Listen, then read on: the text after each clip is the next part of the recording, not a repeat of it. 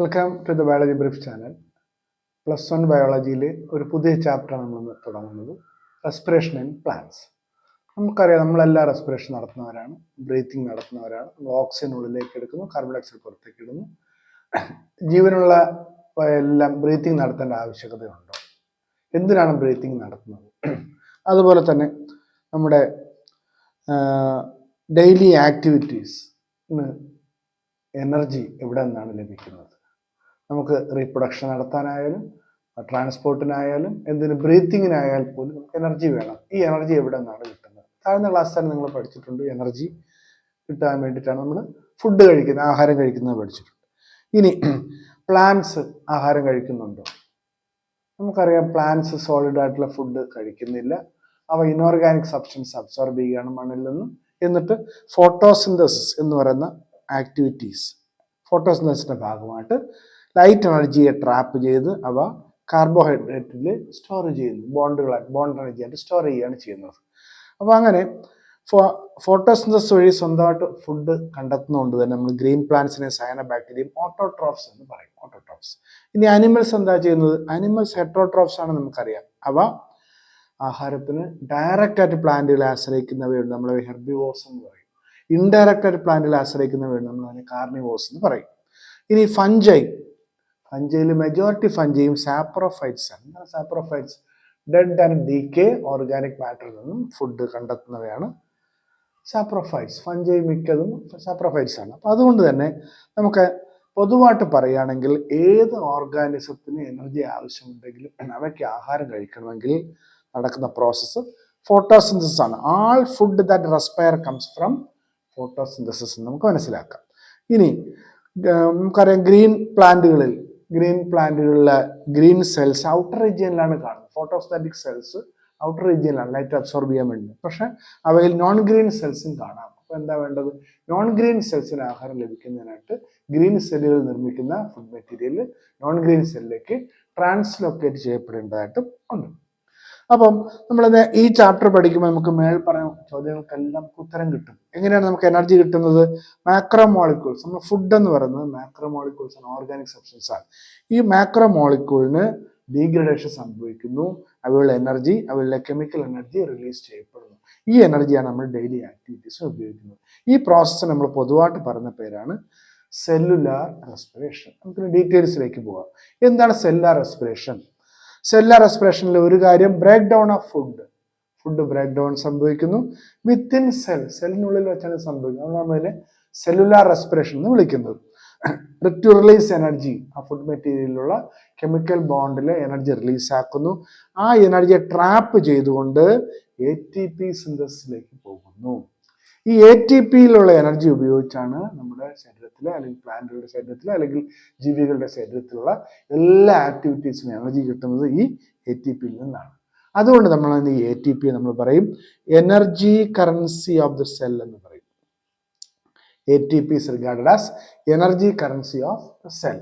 ഏത് ആക്ടിവിറ്റിക്കും ഏത് റീജിയനിലും, ബോഡിയുടെ ടിഷ്യൂസിലായാലും സെല്ലിലായാലും ഏത് റീജിയനിലും എനർജി ലഭിക്കുന്നത് ATP. അങ്ങനെയാണ് നമുക്ക് ഫുഡിനെ എനർജി ബാങ്ക് എന്ന് പറയേണ്ടി വരും.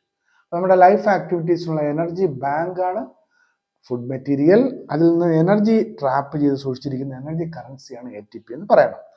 ഇനി ഇങ്ങനെ സെല്ലുലാർ റെസ്പിറേഷന് ബ്രേക്ക് ഡൗണിന് വിധേയമാകുന്ന സാധനം, ഓർഗാനിക് മോളിക്യൂൾ ഏതാണോ അതിനെ വിളിക്കുന്ന പേരാണ് റെസ്പിറേറ്ററി സബ്സ്ട്രേറ്റ് എന്ന് നമ്മൾ പറയും.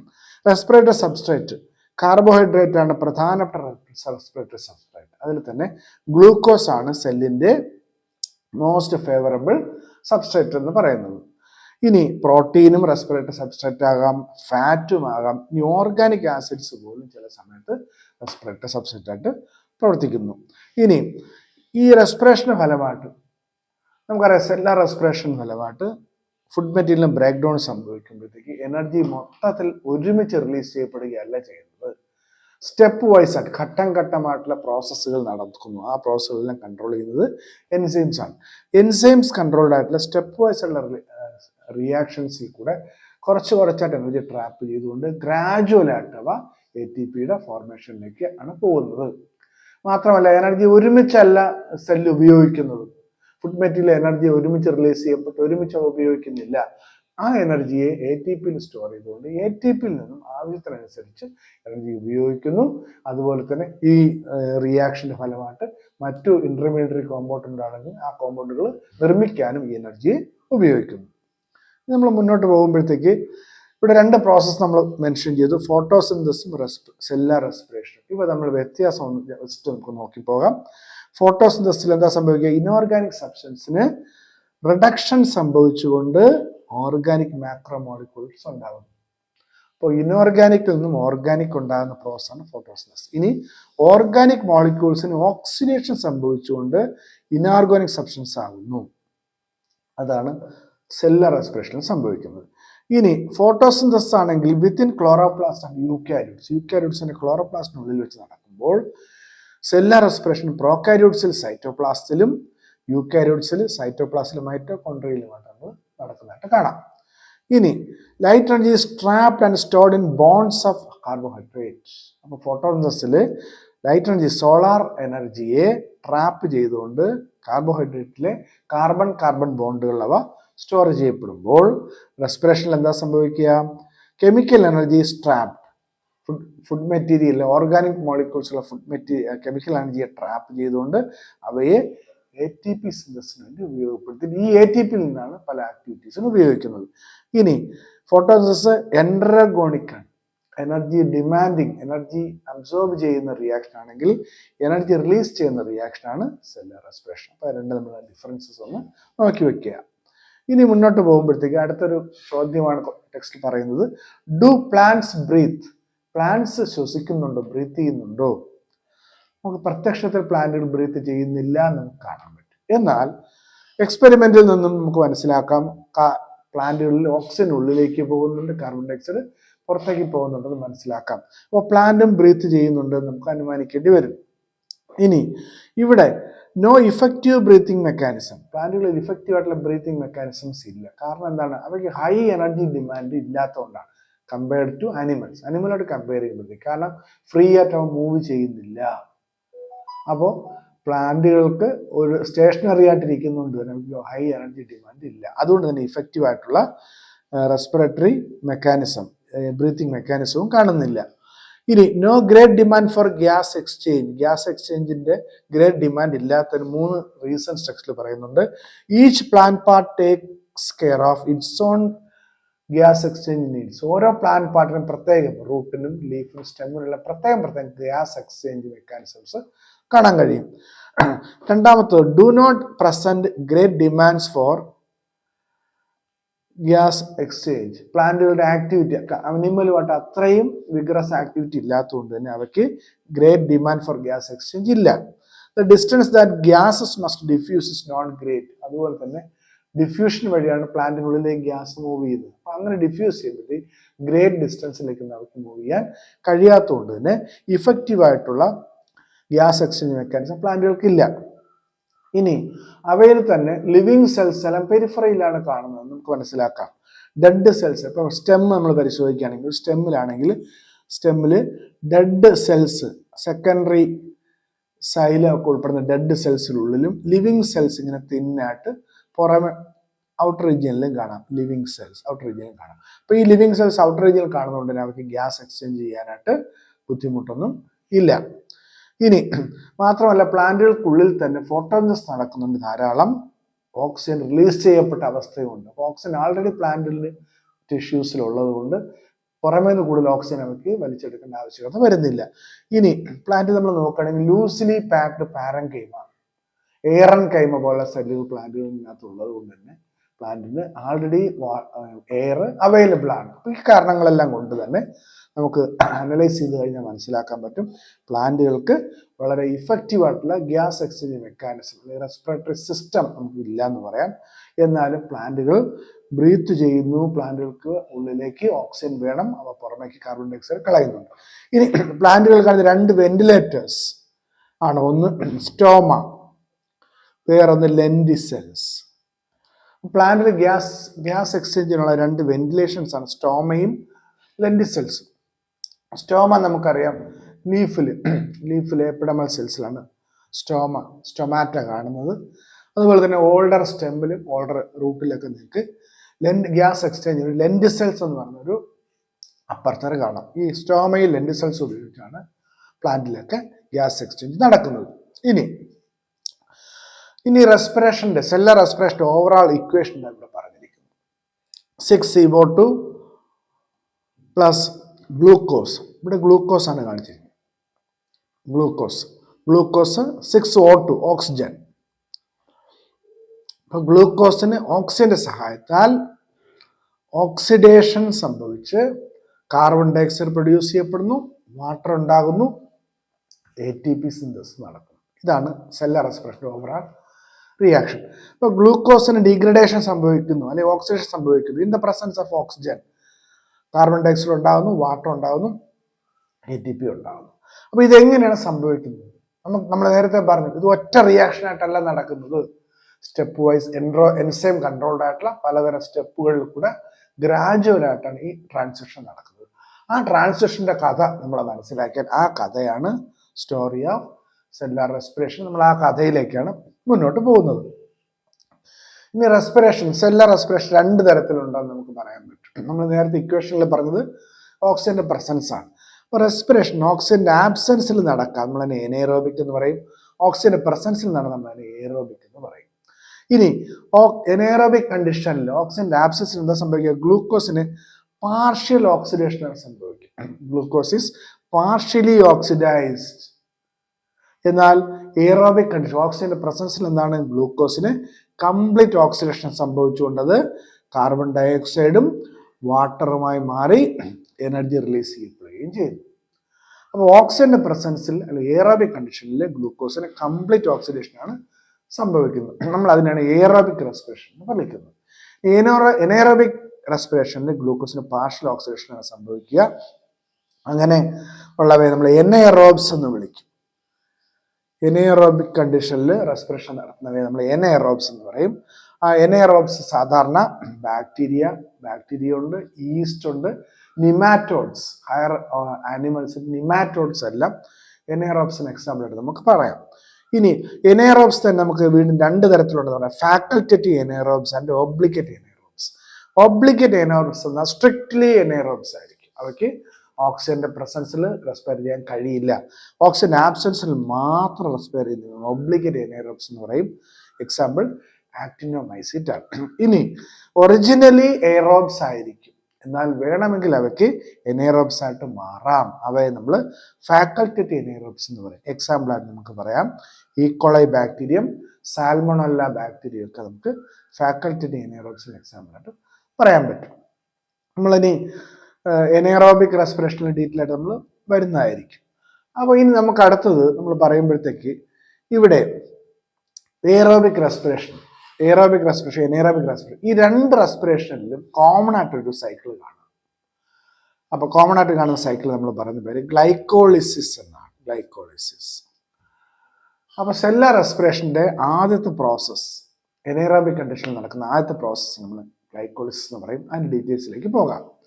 ഇനി ഗ്ലൈക്കോളിസിസ് അത് ഗ്രീക്ക് വാക്കാണ്. നമുക്ക് അതിന്റെ അർത്ഥം നോക്കാം. Glycos means sugar, lysis means splitting of sugar എന്നുള്ള അർത്ഥത്തിലാണ് നമ്മൾ ഗ്ലൈക്കോളിസിസ് എന്ന് പറയുന്നത്. ഈ പ്രോസസ്സ് കണ്ടുപിടിച്ച അല്ലെങ്കിൽ ഇത് ട്രേസ് ചെയ്ത ഇതിന്റെ പാത്വേ ട്രേസ് ചെയ്ത 3 സയന്റിസ്റ്റുമാരുടെ ഫോട്ടോ ഇവിടെ കൊടുത്തിട്ടുണ്ട്. ഒന്ന് ഗുസ്താവ് എംഡൻ, ഓട്ടോ മേയർഹോഫ്, ജേക്കബ് പർനാസ്. ഷോർട്ടായിട്ട് പറഞ്ഞാൽ എംഡൻ മേയർഹോഫ് പർനാസ്. അല്ലെങ്കിൽ നമ്മളിതിനെ EMP ഷോർട്ട് EMP പാത്വേ എന്നും നമ്മൾ ഇതിനെ പറയും. ഇപ്പൊ ഗ്ലൈക്കോളിസിസ് കണ്ടുപിടിച്ച 3 സയന്റിസ്റ്റുമാരുടെ പേരിൽ എംഡൻ മേയർഹോഫ് പർനാസിന്റെ പേരിൽ EMP പാത്വേ എന്ന മറ്റൊരു പേരും കൂടി ഗ്ലൈക്കോളിസിനുണ്ട്. ഇനി എയറോബ്സിലും എനേറോബ്സിലും നടക്കുന്ന ഒൺലി പ്രോസസ് ഓഫ് റെസ്പിറേഷൻ ആണ് ഗ്ലൈക്കോളിസിസ്. ഇനി ഗ്ലൈക്കോളിസിസ് നടക്കുന്നത് സൈറ്റോപ്ലാസ്റ്റിലാണ്. ഇവിടെ ഒരു chain of 10 reactions, glycolysis chain of 10 reactions ആണ് കൺട്രോൾഡ് ബൈ എൻസൈംസ് കൺട്രോൾ ചെയ്യുന്ന ചെയിൻ ഓഫ് 10 റിയാക്ഷൻസ് ആണ് ഗ്ലൈക്കോളിസിസിലുള്ളത്. വളരെ സിമ്പിൾ ആണ്. ഇനി ഇവിടെ എന്താണ് സംഭവിക്കുന്നത്? Glucose is partially oxidized to 2 molecules of pyruvic acid or pyruvate. ചുരുക്കത്തിൽ ഗ്ലൈക്കോളിസിസ് എന്താണെന്ന് ചോദിച്ചാൽ നിങ്ങൾക്ക് പറയാം glucose is partially oxidized to form 2 molecules of pyruvates. ഇനി പ്ലാന്റിൽ നമുക്കറിയാം, പ്ലാന്റിൽ ഫോട്ടോസിന്തസിന്റെ പ്രോഡക്റ്റ് എന്ന് പറയുന്നത് സുക്രോസ് ആണ്, അല്ലെങ്കിൽ കാർബോഹൈഡ്രേറ്റ് പ്ലാന്റ് ട്രാൻസ്ഫർ ചെയ്യുന്ന സുക്രോസ് രൂപത്തിലാണ്. സുക്രോസ് നമ്മൾ മറ്റൊരു പേര് പറയും ഇൻവെർട്ട് ഷുഗർ എന്നും പറയും. Invert sugar. ഈ ഇൻവെർട്ട് ഷുഗറിനെ ഡിഗ്രേഡ് ചെയ്യുന്ന എൻസൈമിനെ ഇൻവെർട്ടേസ് എന്ന് പറയും. ഇൻവെർട്ടേസ് എന്ത് ചെയ്യുന്നു? സുക്രോസിനെ ഗ്ലൂക്കോസും ഫ്രക്ടോസും ആക്കി മാറ്റുന്നു. ഇനി ആ ഗ്ലൂക്കോസും ഫ്രക്ടോസും ഗ്ലൈക്കോളിസിൽ ഗ്ലൂക്കോസ് 6 ഫോസ്ഫേറ്റ് ആയിട്ട് പ്രവേശിക്കുന്നു. അപ്പോൾ ഗ്ലൂക്കോസിനെ ഫ്രക്ടോസിനെയും ഗ്ലൂക്കോസ് 6 ഫോസ്ഫേറ്റ് ആക്കി മാറ്റുന്ന എൻസൈം നമ്മൾ ഹെക്സോകൈനേസ് എന്ന് പറയും. ആദ്യത്തെ എൻസൈമാറ്റിക് റിയാക്ഷൻ ആണ്. ആദ്യത്തെ എൻസൈം ഹെക്സോകൈനേസ് ആണ്. നമുക്കിനി ഡീറ്റെയിൽ ആയിട്ട് ഗ്ലൈക്കോളിസിലേക്ക് പോകാം. അപ്പോൾ ഇതിന്റെ ഇൻട്രൊഡക്ഷൻ മനസ്സിലായെന്ന് വിചാരിക്കുന്നു. നോക്കൂ, ഗ്ലൈക്കോളിസിസിലേക്ക് വരിക. അപ്പൊ നമ്മളിവിടെ പറയാം, ഒന്നാമത്തെ ഗ്ലൂക്കോസ്, നമുക്ക് റെസ്പിറേറ്ററി സബ്സ്റ്റേറ്റ് ഗ്ലൂക്കോസ് ആണ്. Glucose is converted into glucose 6 phosphate. അപ്പൊ ഗ്ലൂക്കോസിന്റെ 6ാമത്തെ കാർബണിൽ ഒരു ഫോസ്ഫേറ്റ് ഗ്രൂപ്പ് ആഡ് ചെയ്യപ്പെടുന്നു. അങ്ങനെ ആഡ് ചെയ്യണമെങ്കിൽ നമുക്ക് ATP വേണം. ATP ADP ആയിട്ട് ഈ ഒരു ഫോസ്ഫേറ്റ് ഇവിടെ ആഡ് ചെയ്യപ്പെടുന്നു. ഇവിടെ നമുക്ക് Mg2+ പ്രസൻസും വേണം, ഹെക്സോകൈനേസ് എൻസൈമും വേണം. ഇപ്പൊ നമ്മുടെ പ്രോഡക്റ്റ് ഗ്ലൂക്കോസ് 6 ഫോസ്ഫേറ്റ് ആണ്. Glucose 6 phosphate is converted to its isomer fructose 6 phosphate. നോക്കൂ, ഗ്ലൂക്കോഫ്രക്ടോ ഐസോമറൈസ് അല്ലെങ്കിൽ ഫോസ്ഫോ ഗ്ലൂക്കോ ഐസോമറൈസ് എന്ന് പറയുന്ന എൻസൈമാണ് അവിടെ ആക്ട് ചെയ്യുന്നത്. ഇനി ഫ്രക്ടോസ് 1,6 ഫോസ്ഫേറ്റ് വീണ്ടും ഒരു ഫോസ്ഫേറ്റിനെ കൂടെ ആഡ് ചെയ്യുന്നു. Here also ATP will be converted to ADP. One phosphate is added to the first carbon of fructose. So we get fructose 1,6 diphosphate. അപ്പൊ നമുക്കറിയാം ഗ്ലൂക്കോസ് ഒക്കെ കാർബൺ നമ്പർ ഒക്കെ നിങ്ങൾ നോക്കി പോകും. 6 കാർബൺ കോമ്പൗണ്ട് ആണെന്ന് അറിയാം. ഇനി ഫ്രക്ടോസ് 6 ഫോസ്ഫേറ്റ് 6 കാർബൺ കോമ്പൗണ്ട് ആണ്. അത് ബ്രേക്ക് ചെയ്ത് 2 3 കാർബൺ കോമ്പൗണ്ടുകളായി മാറും. അവയുടെ പേരെന്താണ്? 3 ഫോസ്ഫോഗ്ലിസറാൾഡിഹൈഡ് അല്ലെങ്കിൽ ഗ്ലിസറാൾഡിഹൈഡ് 3 ഫോസ്ഫേറ്റ് എന്നും പറയാം. DHAP ഡൈഹൈഡ്രോക്സി അസറ്റോൺ, രണ്ടും ട്രയോസ് ഷുഗറുകളാണ്. അപ്പോൾ fructose 1,6 diphosphate 6 carbon compound 2 3 carbon ഷുഗറുകളായി മാറുന്നു. അവയുടെ പേരാണ് 3PGAL and DHAP, phosphoglyceraldehyde and dihydroxy acetone phosphate. അപ്പോൾ ഇവ ഇന്റർ കൺവേർട്ടിബിൾ ആണ്. അപ്പൊ ഈ ഫ്രക്ടോസ് 1,6 ഫോസ്ഫേറ്റ് PGAL DHAP ആണ് ആൽഡോലൈസ് എൻസൈമിന്റെ ആക്ടിവിറ്റി കൊണ്ടാണെങ്കിൽ ഈ 2 കോമ്പൗണ്ടുകൾ ഇന്റർ കൺവേർട്ടിബിൾ ആണ് with help of the enzyme triose phosphate isomerase. Triose phosphate ഐസോമറൈസിന്റെ സഹായത്താൽ PGAL DHAP ആവാം, DHAPക്ക് PGAL ആയി മാറാൻ കഴിയും. ഇനി എന്തായാലും മുന്നോട്ട് ഇനി താഴോട്ട് പോകുന്നത് PGAL-ആയിരിക്കും. അപ്പൊ ഈ ഒരു PGAL-ഉം DHAP കൺവേർട്ട് ചെയ്ത PGAL-ഉം കൂടെ ചേർത്ത് 2 molecules of PGAL. ഇനി താഴോട്ട് ഇങ്ങോട്ട് മുന്നോട്ട് പോകുമ്പോഴെല്ലാം നമ്മൾ *2 ആയിട്ട് കണക്കാക്കണം. *2. അപ്പൊ 2 മോളിക്യൂൾ PGAL ആണ് അടുത്ത് താഴോട്ട് പോകുന്നത്. 2 മോളിക്യൂൾ PGAL 1,3-DiPGA ആയിട്ട് മാറും.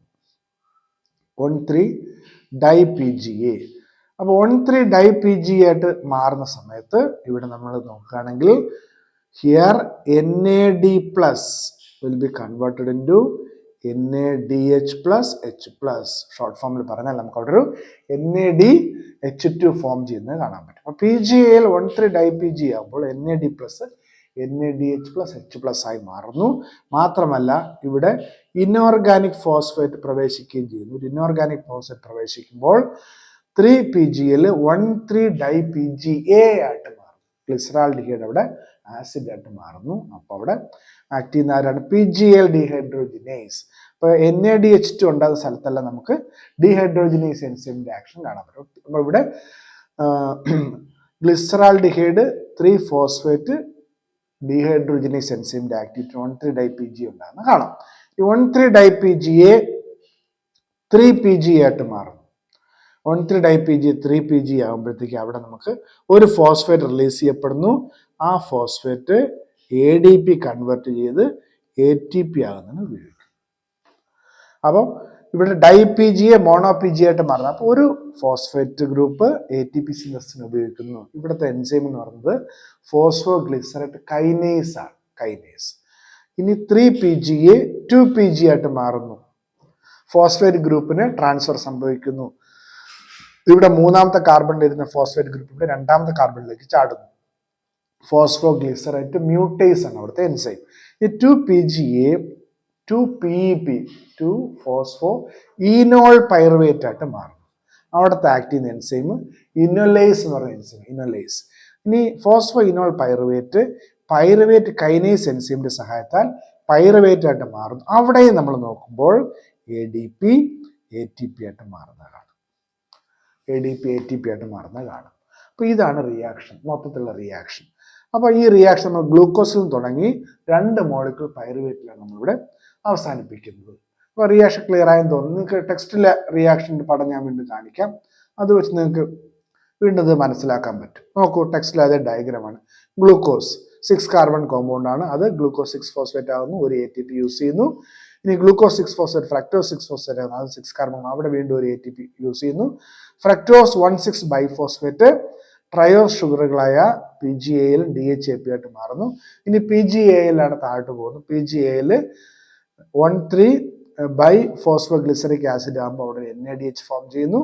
ആ ബൈഫോസ്ഫേറ്റ് ഗ്ലിസറിക് ആസിഡ് 3PGA ആകുമ്പോഴത്തേക്ക് ഒരു ATP ഫോം ചെയ്യുന്നു. 3PGA 2PGA ആകുന്നു. അപ്പോഴവിടെ 2PGA 2PEP ആകുമ്പോഴത്തേക്ക് ഒരു വാട്ടർ എലിമിനേറ്റ് ചെയ്യപ്പെടുന്നുണ്ട്. ഇനി ഫോസ്ഫോ ഇനോൾ പൈറുവിക് ആസിഡായി മാറുമ്പോൾ വീണ്ടും ATP റിലീസ് ചെയ്യുന്നു.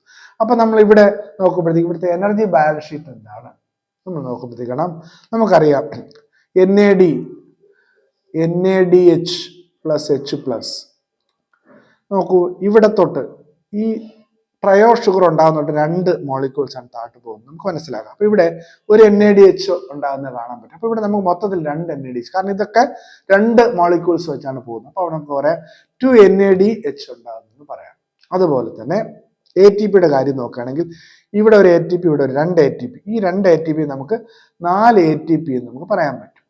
അപ്പൊ മൊത്തത്തിൽ ഇവിടെ സിന്തസൈസ് ചെയ്യുന്നത് 4 ATP ആണ്. ഇവിടെ 2 ATP, ഇവിടെ 2 ATP മോളിക്യൂൾസ്, ഇങ്ങോട്ട് 2 പോകുന്നത് ഓർമ്മിക്കുക.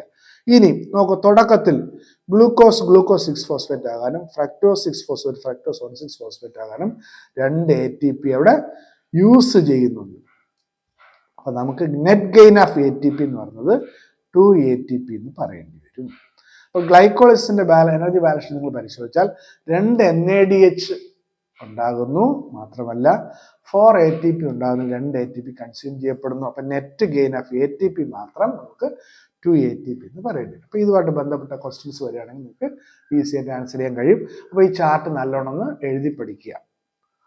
ഇത് നമ്മൾ മുന്നോട്ട് പോകുമ്പോഴത്തേക്ക് പൈറുവേറ്റ് നമുക്കറിയാം. ഇപ്പൊ ഗ്ലൂക്കോസ് പൈറുവേറ്റ് ആയി കഴിഞ്ഞു. ഗ്ലൈക്കോളിസ് നടന്നു കഴിഞ്ഞാൽ, ഗ്ലൈക്കോളിസ് നടക്കുന്ന സൈറ്റോപ്ലാസ്റ്റിൽ വെച്ചാണ്. ഗ്ലൈക്കോളിസ് നടന്നു കഴിഞ്ഞാൽ പിന്നെ ഗ്ലൂക്കോസ് ആരായി മാറി? ഗ്ലൂക്കോസ് 2 പൈറുവേറ്റ് ആയിട്ട് മാറി. ഇനി ആ പൈറുവേറ്റ് ഇവിടെ പോകും. നമ്മൾ ഗ്ലൂക്കോസിൽ നിന്നും പൈറുവേറ്റ് ഉണ്ടായി. ഇതാണ് നമ്മൾ പറഞ്ഞ ഗ്ലൈക്കോളിസിസ്.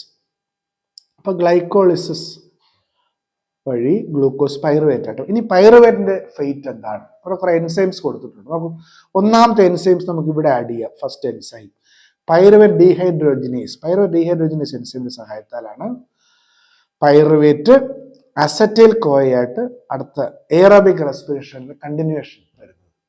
പൈറുവേറ്റിന് എയറോബിക് റെസ്പിറേഷനിൽ പോകാം ആരായാൽ അസറ്റൈൽ കോയായി മാറിക്കഴിഞ്ഞാൽ അതിന് സഹായിക്കുന്ന എൻസൈമാണ് പൈറുവേറ്റ് ഡീഹൈഡ്രോജിനേസ്. ഇനി രണ്ടാമത്തെ എൻസൈം, സെക്കൻഡ് എൻസൈം നമ്മൾ ഇവിടെ ഇൻകോർപ്പറേറ്റ് ചെയ്യും. സെക്കൻഡ് എൻസൈം എന്താണ്? പൈറുവേറ്റ് കാർബോക്സിലേസ് ആണ്.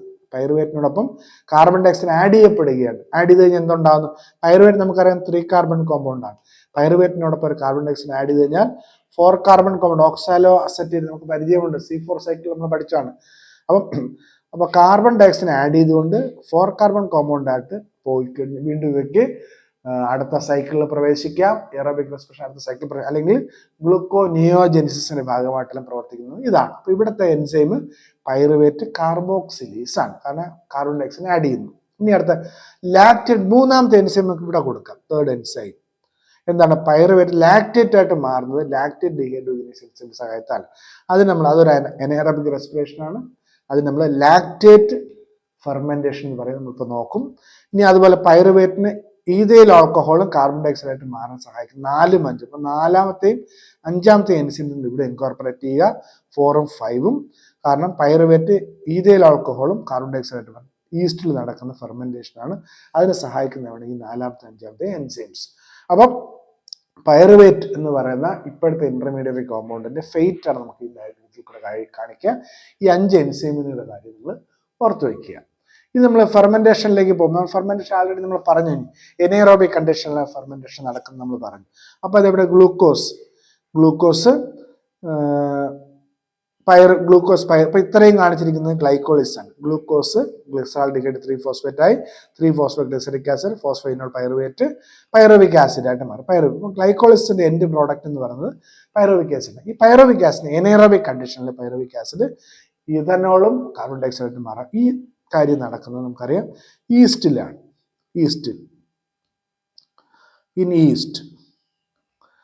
ഈസ്റ്റിൽ നടക്കുന്നത് പൈറുവിക് ആസിഡ് എഥനോളും കാർബൺ ഡൈ ഓക്സൈഡായിട്ട് മാറുന്നു. നമ്മൾ നേരത്തെ പറഞ്ഞു കഴിഞ്ഞു, പൈറുവേറ്റ് ഡീഹൈഡ്രോജനേസ് എൻസൈമിന്റെ ആക്ഷൻ കൊണ്ടാണ് ഈസ്റ്റിൽ നടക്കുന്ന fermentation.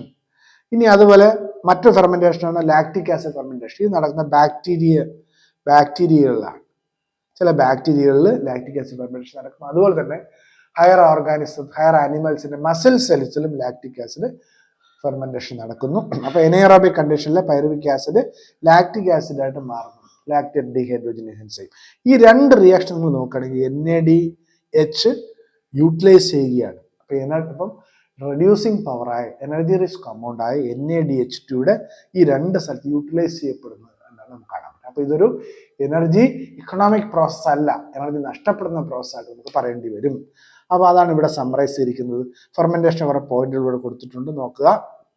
Less than 7% of energy in glucose is released.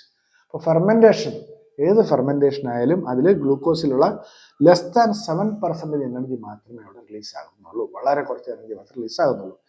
ഈ പ്രോസസ്സ് ഒരു hazardous, fermentation is A hazardous process. എന്തുകൊണ്ടാണ്? ഇവിടുത്തെ പ്രോഡക്റ്റ് എന്ന് പറയുന്നത് ഒന്നുകിൽ ആൽക്കഹോൾ ആയിരിക്കും, അല്ലെങ്കിൽ ആസിഡ് ആയിരിക്കും. ഇതേൽ ആൽക്കഹോൾ അല്ലെങ്കിൽ ലാക്റ്റിക്. ഈ ആൽക്കഹോൾ ആസിഡും സെല്ലിനകത്ത് ഹാർംഫുൾ ആണ്. സെല്ലിനകത്ത് pH വേരിയേഷൻ ഉണ്ടാക്കുന്നു, പല മെറ്റബോളിക് ആക്ടിവിറ്റി അവ തടയുന്ന ഒരു പ്രോസസ്. അതുകൊണ്ട് നമ്മൾ പറയും ഫെർമെന്റേഷൻ ഹസാഡസ് പ്രോസസ് ആണെന്ന് പറയും. ഇനി yeast poison themselves to death if the percentage concentration is above 13%. അപ്പൊ 13%-ന് മുകളിൽ ഈഥൈൽ ആൽക്കഹോൾ ഉണ്ടാവുകയാണെങ്കിൽ ഈസ്റ്റ് സെൽസിന് നാശം സംഭവിക്കും. അതുകൊണ്ട് എപ്പോഴും ഈസ്റ്റ് സെല്ലുകൾ 13%-ന് താഴെ കോൺസെൻട്രേഷൻ നിലനിർത്താൻ ശ്രമിച്ചുകൊണ്ടിരിക്കും. അതുകൊണ്ടാണ് നമ്മൾ പറയുന്നത് ഇനി നാച്ചുറലി ഫെർമെന്റഡ് ബിവറേജസിന്റെ കോൺസെൻട്രേഷൻ ഓഫ് ആൽക്കഹോൾ എന്ന് പറയുന്നത് എപ്പോഴും 13%-ന് താഴെയായിരിക്കും. കാരണം നാച്ചുറലി ഫെർമെന്റഡ് ബിവറേജ് ഉണ്ടാക്കുന്ന ഈസ്റ്റ് ഉപയോഗിച്ചായിരിക്കും. അതുകൊണ്ട് അവ എപ്പോഴും 13%-ന് താഴെ ആൽക്കഹോളിന്റെ കോൺസെൻട്രേഷൻ നിലനിർത്തി പോകുന്നു. ഇനി അപ്പൊ അങ്ങനെ പറയുകയാണെങ്കിൽ ATP ഫെർമെന്റേഷൻ വഴി ഉണ്ടാകുന്ന എനർജി എന്താണ്? ATP എന്താണ്? NADH2 ആണ് യൂസ് ചെയ്യുന്നത്. പിന്നെ ഉള്ളത് ATP ആണ്. 2 ATP ആണ് ഫെർമെന്റേഷന്റെ നെറ്റ് പ്രോഡക്റ്റ് എന്ന് നമുക്ക് അവിടെ പറയേണ്ടി വരും. കാരണം ഈ ഗ്ലൈക്കോളിസിസ് വഴി ഉണ്ടാകുന്ന നെറ്റ് ഗെയിൻ ATP മാത്രമേ നമുക്കിവിടെ യൂസ് ചെയ്യാനായിട്ട് ബാക്കി ഉണ്ടാവുകയുള്ളൂ. ഇതാണ് അവിടുത്തെ പ്രത്യേകത. ഇനി ഇത്രയും ഫെർമെന്റേഷൻ വരെയുള്ള കാര്യങ്ങൾ നിങ്ങൾക്ക് വളരെ ക്ലിയർ ആയെന്ന് വിചാരിക്കുന്നു. അപ്പോൾ നമുക്ക് ബാക്കിയുള്ളത് അടുത്ത ക്ലാസ്സിലേക്ക് പഠിക്കാം.